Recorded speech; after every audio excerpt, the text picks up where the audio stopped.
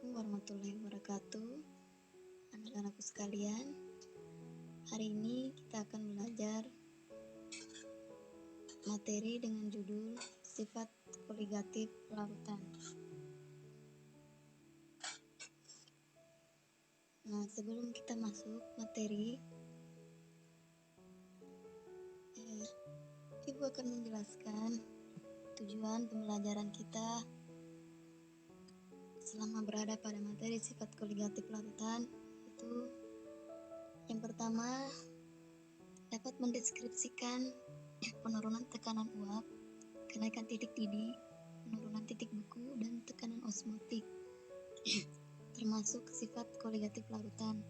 Kemudian yang kedua, dapat membandingkan sifat koligatif larutan elektrolit dengan sifat koligatif larutan non-elektrolit pada konsentrasi yang sama. Nah, pada saat kalian di kelas 2, lalu di semester 1 kita sudah belajar tentang larutan. Nah, apa saja sih yang namanya larutan? Apa sih larutan itu? Nah, larutan itu terdiri atas dua, zat terlarut dan zat pelarut. Contohnya larutan gula. Jadi zat terlarutnya adalah gula dan pelarutnya adalah air. Nah, pengantar sifat koligatif larutan. Sifat koligatif larutan adalah sifat fisis larutan yang hanya tergantung pada jumlah partikel zat terlarut dan tidak bergantung dari jenis zat terlarut. Jadi sifat fisis larutan yang hanya tergantung pada jumlah partikel zat terlarut dan tidak tergantung dari jenis zat terlarut. Contohnya larutan gula.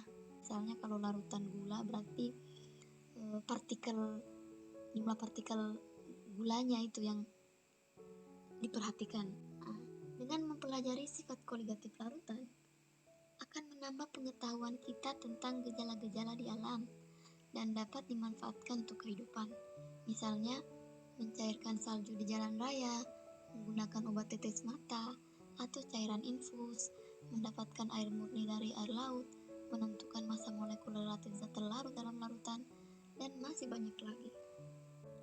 Yang tergolong sifat koligatif larutan adalah penurunan tekanan uap, kenaikan titik didih, penurunan titik beku, dan tekanan osmotik larutan. Kita lanjut materi yang pertama, yaitu kita belajar dulu tentang konsentrasi larutan. Di dalam sifat koligatif larutan terdapat yang namanya konsentrasi larutan. Nah, di temuan kali ini kita akan belajar tentang konsentrasi larutan pada sifat koligatif larutan. Oke. Nah, konsentrasi larutan itu menyatakan banyaknya zat terlarut dalam suatu larutan. Contohnya larutan gula tadi. Berarti zat terlarutnya adalah gula. Berarti banyaknya gula yang terdapat dalam suatu larutan. Sebagai contoh ya. Kemudian ada banyak cara untuk menyatakan konsentrasi larutan. Di antaranya adalah konsentrasi molar. Ini molar ya, molar. Kemudian yang kedua konsentrasi molal dan fraksi molar. Nah, penjelasannya seperti ini. Oke, yang pertama konsentrasi molar. Molaritas menyatakan jumlah mol zat terlarut dalam 1 liter larutan. Satuannya mol per liter. Contoh, jika dalam 500 ml, jadi kita langsung bagi 1000 menjadi 0,5 liter. 500 ml dibagi 1000, 0,5 liter. Larutan terdapat 6 gram urea. MR-nya 60, maka molaritas larutan adalah 6/60 mol per 6,5 liter.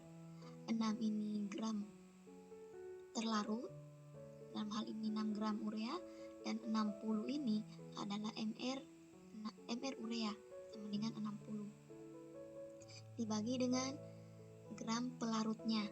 Gram pelarutnya adalah 0,5 liter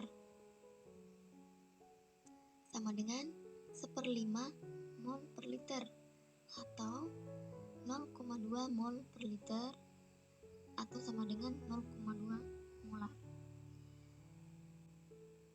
Konsentrasi molal atau molalitas, dia menyatakan jumlah mol zat terlarut dalam 1000 gram atau 1 kg pelarut. Contoh, jika dalam 250 gram kita jadikan kilogram, jadikan 1 kilogram, berarti 250 dibagi 1000 gram sama dengan 0,25 kg air. Ini adalah pelarutnya.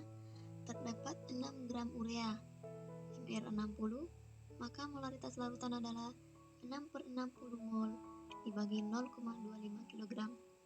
6 ini adalah 6 gram urea, 60 mr-nya dibagi dengan gram pelarutnya. Gram pelarutnya ini adalah 0,25 kg. Jadi 250 gram ini sudah dibagi dengan 1000, jadi 0,25 kg. Sama dengan 0,4 molar atau 0,4 m. Kemudian kita lanjut. Ketiga, fraksi mol. Fraksi mol atau dilambangkan dengan X, zat terlarut atau zat pelarut menyatakan perbandingan mol zat terlarut atau N pelarut dengan N total larutan dalam kurung terlarut tambah pelarut. Jadi rumusnya seperti ini. X terlarut sama dengan N terlarut dibagi N terlarut tambah N pelarut. Nah, X pelarut sama dengan N pelarut dibagi N terlarut tambah N pelarut. Jadi X terlarut ditambah X pelarut itu sama dengan 1. Jika kita tambah, X terlarut ditambah dengan X pelarut sama dengan 1. Contoh, sebanyak 2 mol urea terdapat dalam 8 mol air. Maka kita hitung zat terlarutnya dan zat pelarutnya. Jadi X terlarut di sini dalam hal ini urea dan X pelarut dalam hal ini adalah air. Jadi X terlarut urea sama dengan N terlarutnya 2 dibagi N terlarut juga 2 ditambah dengan N pelarut 8 sama dengan 0,2. Kemudian kita hitung lagi untuk pelarutnya, dalam hal ini air, sama dengan 8 N pelarut dibagi dengan N terlarutnya 2 ditambah dengan N pelarutnya 8, dihasilkan 0,8. Jadi jika kita jumlahkan X terlarut dan X pelarut, 0,2 ditambah 0,8 itu sama dengan 1. Oke? Sampai sini sudah paham? Kalau belum dipahami nanti kalian tanyakan di WA.